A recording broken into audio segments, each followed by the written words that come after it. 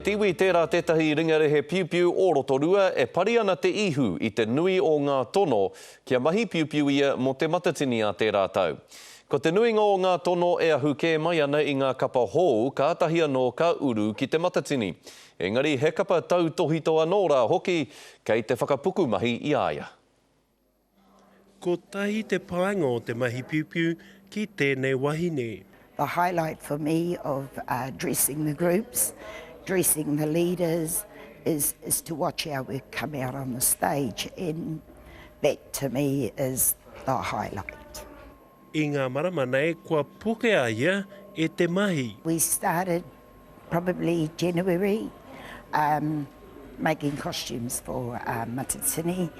It is now November and we're just about coming to the end of our commitments to the different groups.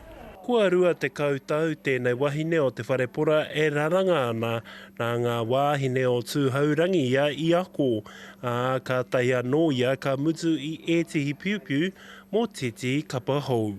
Probably that's what we deal in is the new groups going into Matatini.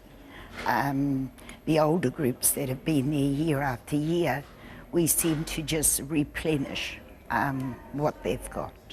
Koinei ona piupiu hou kei te kaha pīrangitia e te ao kapa haka. I'm trying to branch out, still stay traditional, but just branching out and just having a bit of a new look.